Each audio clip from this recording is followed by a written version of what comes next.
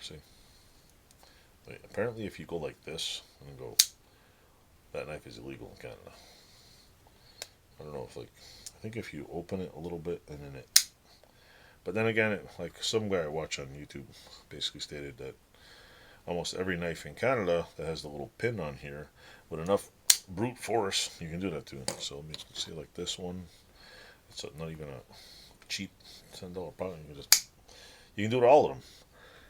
And I don't understand like how like see I understand like knives that have like bullet attachments and but how does this make a knife illegal? Can somebody explain it to me? This is just a cheap pocket knife. It's a Tractor Supply $7 like cheap like got a lock blade. Yeah, it's got a little thing. It's a pain in the ass because you have to go like this in the back. It's not one of these where you can just push with your thumb here and then push it closed and close it. Like, what? Canada has stupid laws. Stupid, stupid laws. So I bought a little pocket knife. No, it's not a power assisted one, so nobody can come here and raid me for having spring assist. I know spring assisted are illegal. Even that, like, what the hell? Like if this was a fixed blade and this was a spring assisted knife, why is it illegal? Like, because let's say it was spring open, and like pushing, like it's somehow more dangerous. Because look, they got two blades, stab, stab, stab, stab. They're still knives. You can still slice, slice, slice. And if let's say this was a fixed blade, what in the hell is the difference between one you could flick open or one you can just push a button? Like, is it more dangerous because you can go click, click, click? Whether I can just pull it out, like, is the killing time like or whatever?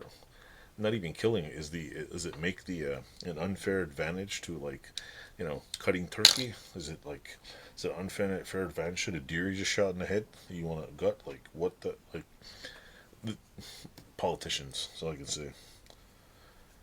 And half the time people will buy a spring assisted knife. And you know what most people do. It's like click, click, click, click, click, click. It's all, you sit there and click it all day long. Like I have one I bought years ago, and it's just like you spend 3 days, 4 days, a month clicking it. Spring dies on, it's useless. So this one was cool though. It's a black one. I think I bought it at Aubuchon Hardware for $10 or something. I'm not doing knife videos, but it's got a weird orange anodized thing in there. Just spacer, I guess. It's all screwed together. And I was watching some other video guys like, well, in order to get since all these knives are like, trying to get them, they're gonna order knives and do knife reviews. And I forget which channel it was, but he's like, well, I'll have to order the knives in pieces. I'm like, okay, if you order a knife in two pieces and you get it sent to you or taken apart, and because they test them all because of that feature, isn't that still illegal? I mean, if the knife is like, if I get, I don't know, just that makes no sense. But I keep buying cheap pocket knives because they're pieces of shit and they fall apart. Like they only last so long. Like pretty much, a knife is a tool. It's gonna wear out, and these things wear out. Like usually this thing, the belt clip wears out first. That's the first thing that gets murdered on mine. Here, I'll show you the one I currently carry. See, it's the little tiny. I don't think. See, even that one. But you can see how slightly. Can you see what's wrong with it? Slightly abused. Like see on my shirt. See, it has a little problem at the tip here. It broke. And when I my knives that I use for every day, I don't resharpen them ever. Why? Because I mostly use them as screwdrivers and blunt objects to cut boxes open. I don't. I mean, if I ever need to sharpen them, I will sharpen them. But even this one is razor sharp. It's freaking scary. Like it's. I know I'm not gonna cut paper either. Maybe I'll bring a ham in here and slice it up for you. But no, I don't sharpen them. My grandfather used to break the tips off all his steak knives because apparently I don't know. I guess back in the day somebody dropped it on the floor and it went in his foot or somebody's foot. And when he used to sharpen knives, I can never figure out how he got them so sharp. My cousin Casey that passed away, he was he knew how to sharpen knives like my grandfather. But I remember sitting in the store with my grandfather and him telling us that his friend was a butcher or something, or a knife sharpener, and he taught him how to sharpen it. And he used to sharpen his knife so sharp that he'd have.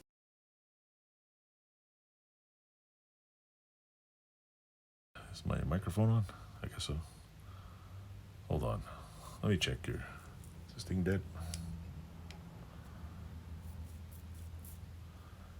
Weird.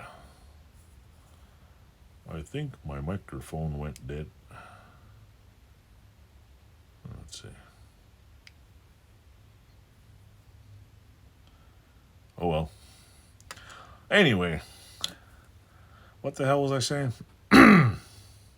So yeah. But yeah, I think somewhere somebody cut themselves, and probably have to adjust the volume on this. But so he used to take brand new knives, put them in a vise, and just ping, break the head off him. And I remember all my grandmother's knives all had no, like he used to sharpen knives, and he used to what do you call it? Cut fish with them, because he was a fisherman at the time. And man, they were like sharp. I remember cutting my finger. Like we sit there and check out his knife, and like you'd be able to cut a little tiny layer of skin off, like because we were weird like that. And we're always around knives. We always knew like hold them this way and don't touch the blade and stuff. And man, it was just like I still have one of his sharpening stones. I never got a good one. I got the I somehow found a rough stone. I don't know if my cousin lent me, or I don't even know how I got it. So, and that clock right here used to be his in his gas station. So if anybody comes looking for it, I'm gonna. So yeah. So I was never good at sharpening the knives as good as my cousin or my grandfather. But man, even like today, I use one of those little cheap, like those, like I never, like they used to sit there and take the knives and with no angle thing and then whatever. Man, I have to use one of those cheap roller ones. Go that's because I suck at doing it. I probably if I practiced, there'd probably be no blade left. I'd be like, okay, let's use a rough one. Take out the blade off and whatever. This one's pretty cheap too.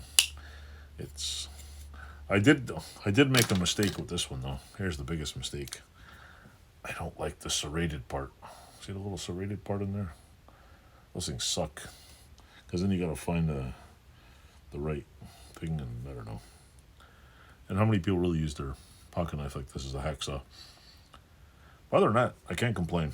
It's a cheap knife. I think it's under $20. Bought at the cash, and it's a lot better than where do the other one go? What's in my pocket? It's a lot better than this one. This one's too small. This one's cool. If it was this much longer, it'd be great. Like it's not big enough for my hands. It's too small. It's like it works when you open it. It's good, but it's a tiny blade and it's just too tiny. That's why it's in my pocket, right? I had another Leatherman. My Leatherman one was pretty cool. It had a plastic handle. See, this one I like because it's long. Because then I like my fat nubs here can hold on to it better. I bought another knife. It was a tiny one, but it was so thin and smooth you couldn't hold on to it. I was literally going to take it and rough it up in the grinder. It was so bad. So yeah, and this is what's this called?